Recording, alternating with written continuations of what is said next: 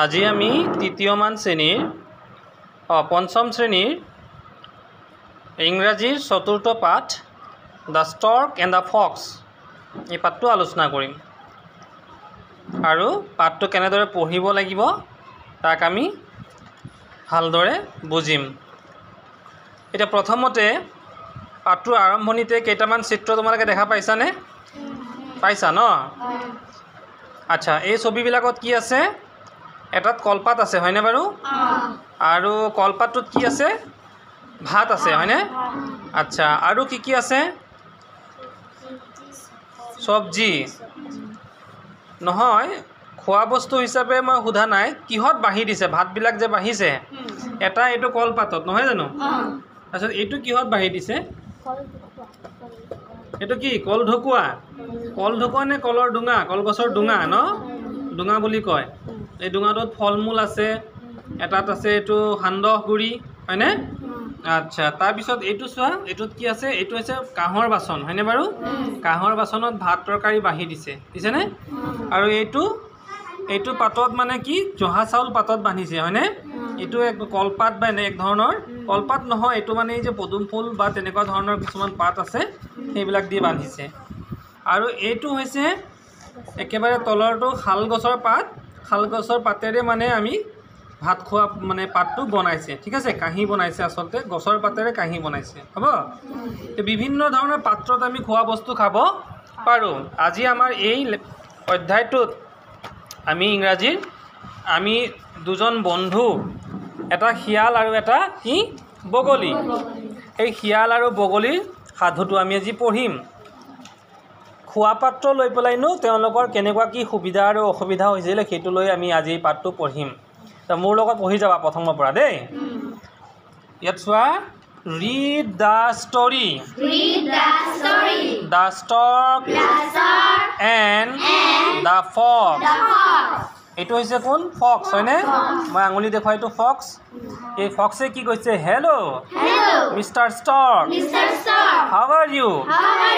মানে ষ্টৰ্কক সুধিছে তুমি কেনে আছা নহয় জানো? এতিয়া ষ্টৰ্কে কি ক'লে? ষ্টৰ্ক মানে কি বাৰু? বগলী নহয়নে? বগলীটোক ইংৰাজীত কি বুলি কয়? ষ্টৰ্ক। এতিয়া ষ্টৰ্কে কি কৈছে? I am fine, thank you. কোনোবাই খবৰ সুধিলে যদি তোমাৰ খবৰ ভাল তেনেহ'লে ফাইন বুলি কৈ কি ক'ব লাগে? থেংক ইউ বুলি ক'ব লাগে লগত, নহয়নে বাৰু? এইবাৰ কি ক'লে তেতিয়াহ'লে ফক্সটোৱে আকৌ চোৱাচোন, would you come to my place for lunch tomorrow? Lunch মানে হৈছে দুপৰীয়াৰ কি? দুপৰীয়া যে ভাত খাই তোক লাঞ্চ বুলি কয় নহয় জানো? আৰু টুমৰো মানে হৈছে অহাকালি। অহাকাইলৈ যে ষ্টৰ্কক কৈছে যে তুমি আমাৰ ঘৰত কিবা মানে দুপৰীয়া সাজ খাবলৈ আহিবা নেকি? তেতিয়া ষ্টৰ্কে কি ভাল পাইছে নে বেয়া পাইছে? ভাল পাইছে, খাবলৈ মাতিছে যিহেতু নহয় জানো? Oh yes, that would be great. The next day, the fox prepared a tasty meal and announced to the stork, the meal is ready. মানে পিছৰ দিনাখন ফক্সে কি বনালে? এটা ধুনীয়া সুস্বাদু একদম খাদ্য বনাইছে, মানে খানা বনাইছে নহয় জানো? আৰু তেতিয়া মিল মানে কি? এইটো ৰেডি আৰু খোৱাটো ৰেডি হ'ল। He served the meal on a beautiful plate. এটা ধুনীয়া প্লেটত মানে কি কৰিছে? খোৱা প্লেট মানে কি বাৰু? ইয়াত প্লেট মানে প্লেট নহয়, ইয়াত মানে বুজাইছে কাঁহী নহয় জানো? কাঁহীত দিছে বগলীটোক খাবলৈ। And said, let's start. বোলা আৰম্ভ কৰোঁ নহয় জানো? আচ্ছা, the stork looked at the meal. Stork মানে কি? ষ্টৰ্ক মানে বগলী, আৰু মিল মানে হৈছে খোৱা বস্তু। খোৱা বস্তুটোলৈ বগলীয়ে চাই আছিল নহয় জানো? And said, my friend, I have a long beak. Will you please give me the food in a pot? মোৰ খাবলৈ বৰ অসুবিধা হৈছে, গতিকে মোক কিবা এটা পাত্ৰত দিবা নেকি সুবিধাজনক পাত্ৰত মোক খাবলৈ দিবা নেকি The fox did not respond to the stork's request and kept on eating his food.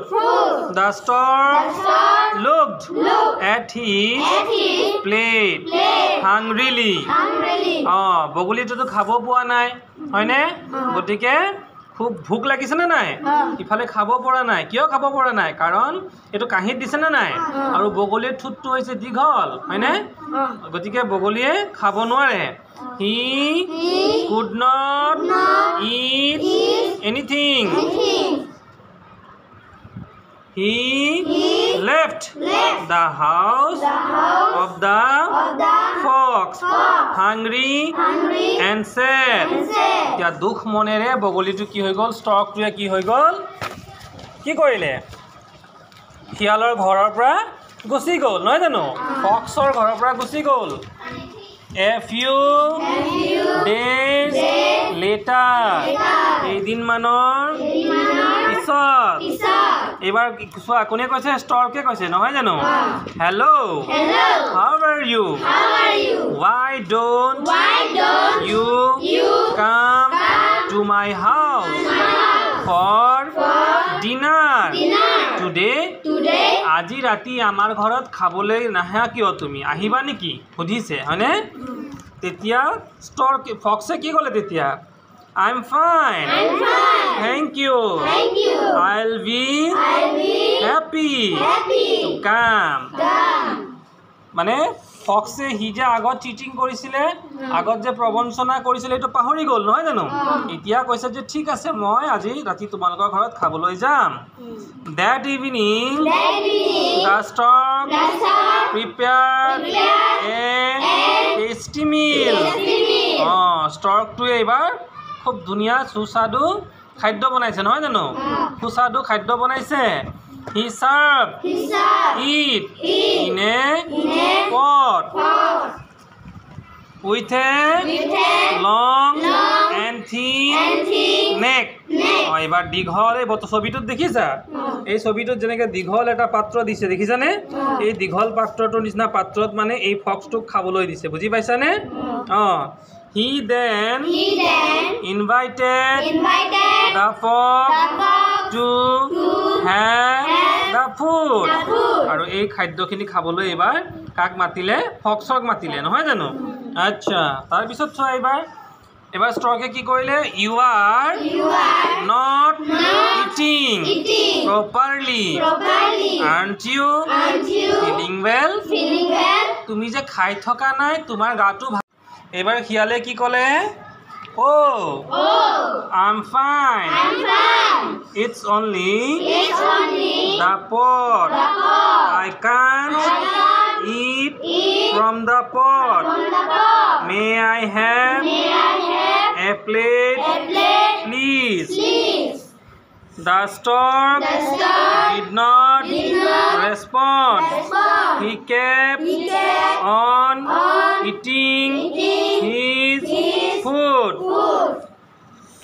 মানে এবাৰ বগলীয়ে উত্তৰ দিয়া নাই হয়নে আগত যে বগলীক চিটিং কৰিছিলে না নাই প্ৰবঞ্চনা কৰিছিলে নহয় জানো তেতিয়াহলে এবাৰ কিন্তু বগলী মানে ষ্টৰকটো কি কৰা নাই তাক কোনো ৰিপ্লাই দিয়া নাই বুজি পাইছা now the fox remembered how he had treated the stork at his home নিজৰ ঘৰত এই যে ফক্সে যে ষ্টৰকক চিটিং কৰিছিলে যে এইটো কথা এটা মনত পৰি গল হয়নে he realized that others treat you the way you treat them he left the house of the stork sadly having learned his lesson মানে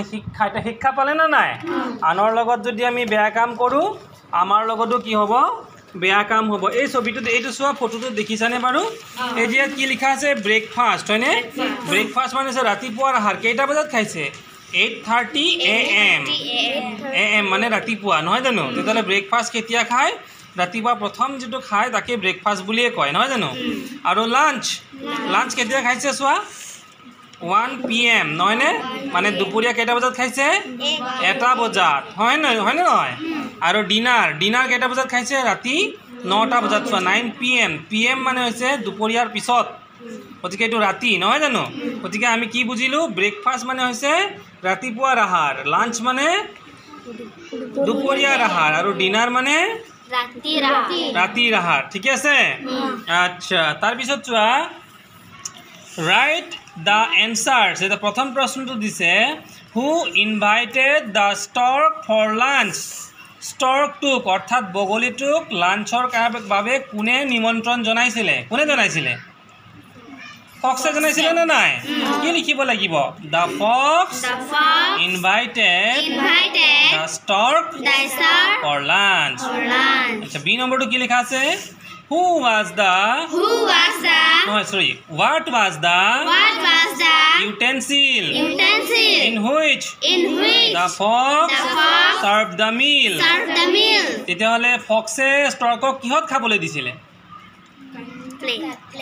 কাঁহী প্লেট হয়নে ভেৰি গুড তেতিয়াহ'লে কি লিখিব লাগিব ইয়াৰ পৰা লিখিব লাগিব the utensil in which the fox served the meal was a plate কি আছিলে এটা পাত্ৰ বা এটা প্লেট আছিলে হয়নে তাৰপিছত লিখিছো why didn't the stork respond to the fox request তেতিয়াহ'লে ফক্সটোৱে ষ্টৰ্কটোক এটা ৰিকুৱেষ্ট কৰিছিলে যে মই খাব পৰা নাই নহয়নে মোক এটা সুবিধাজনক পাত্ৰ দিবা নেকি তেতিয়া ষ্টৰ্কটোৱে কিবা ৰেছপন্ড দিছিলে নেকি একো ৰেছপন্ড দিয়া নাছিলে যি আছে নিজৰ ভাগত নিজে খাই আছিলে হয়নে এই যে নিদিলে কিয় নিদিলে বাৰু তেতিয়া লিখিব লাগিব because in early stage the fox cheated the stork and the stork